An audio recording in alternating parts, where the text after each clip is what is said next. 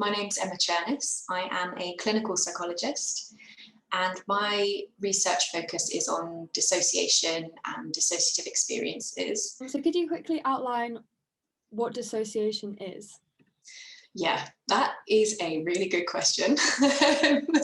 And normally at this point, if I was giving a PowerPoint presentation, I would show you a picture of a can of worms. I suppose what we're talking about when we're thinking about dissociative experiences is feeling disconnected. And that might be feeling emotionally disconnected. So being in an experience and then thinking, I'm not feeling the way that I thought I would be feeling. I'm not feeling anything. Or it could be disconnected from the world around you. So maybe even the world around you looks flat or lifeless, or just kind of gives you this feeling of it being like a film set or not real in some way. I think people also experience things in terms of their body, so not feeling like they're really in their body, or the sense of identity, so feeling like a stranger to themselves. Sometimes people talk about it as a bit of a switch. So I was just dealing with this thing and this thing and this thing and this thing, and there wasn't a particular trigger, but at some point my brain just went, I've had enough. And that's when I started feeling really weird, that their brain has just said, right, I've got too many tabs open in this browser, we're just going to crash. And it's buffering. So somebody once said to me, oh, it's like my brain is buffering. Sometimes we talk about dissociation and we're talking about it as a symptom of trauma. So we know for sure that a traumatic experience has happened, and this is the brain's way of kind of coping, or it's the brain's responses to that. But I also kind of subscribe to this idea that it might exist along a spectrum of severity, and people might have slight, mild kind of dissociative experiences that are part of normal day-to-day life as well, and everything in between. Okay, so kind of what you're saying is that these experiences are always pretty unpleasant, but that they kind of exist on a spectrum. So some people might feel them only a little bit, whilst others might need some kind of intervention or help. So my next question might be a bit difficult in the context of that, but how common-ish is dissociation, and how much of a problem might it be for young people, specifically students? Yeah, I mean, as you said, it kind of depends how you define it. It's actually pretty common. So what we think is that most people will experience some of these experiences from time to time. If we think about sort of the past month, say, rather than your whole life, what we think is nearly 2% of people in the UK general population will have an experience, a dissociative experiences, say, in the past month. 2% doesn't sound like a lot, but if you think about, say, the University of Oxford, where both of us are working at the moment, that's sort of 25,000 students. So 2% of that is 5 whole lecture halls full of people who have had a dissociative experience in the past month. That's actually quite a lot.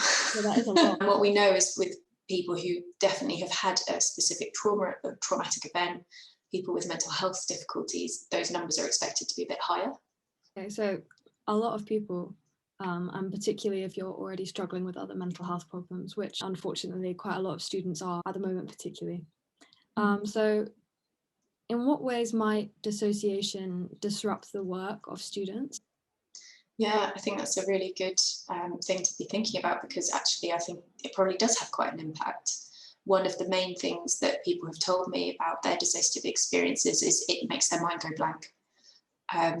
You know, they'll be sitting there thinking, puzzling through some piece of work, and then all of a sudden just blank, which obviously is going to affect your work, affects your concentration if you're feeling really odd, or if the world doesn't look right, that's going to be distracting if you're trying to focus on a piece of work or on a lecture or something. But also I think it might affect people's motivation as well. I think if you're finding it difficult to feel anything, then it's also going to be difficult to feel enthusiastic about your work, or, you know, even maybe feeling nervous about a deadline. Maybe that won't have the same kind of invigorating effect that it sometimes has.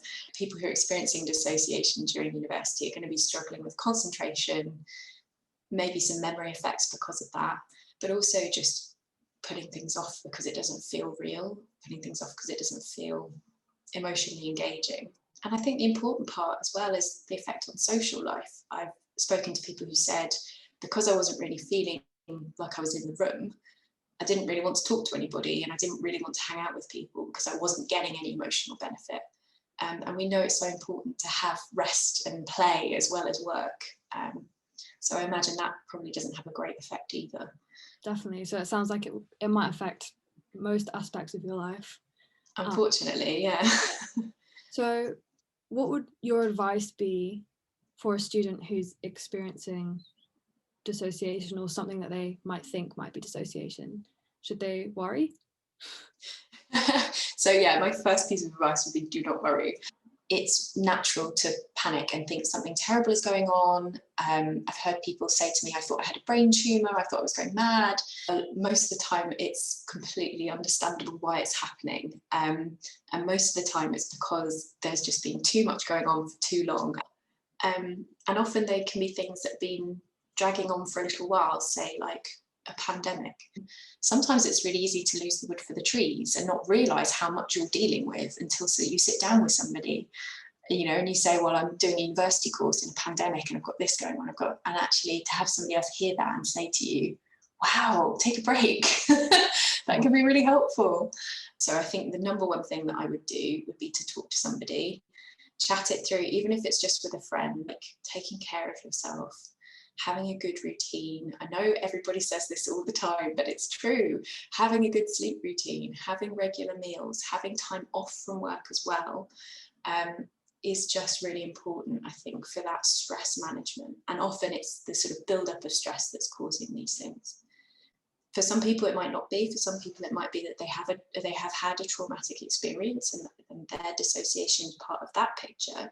And that's a slightly different piece of advice. That would be to go and speak to a GP and get an onwards referral for some talking therapy, which I guess is the same advice for if these dissociative feelings don't go away, even if you think they're caused by just a chronic stress kind of situation.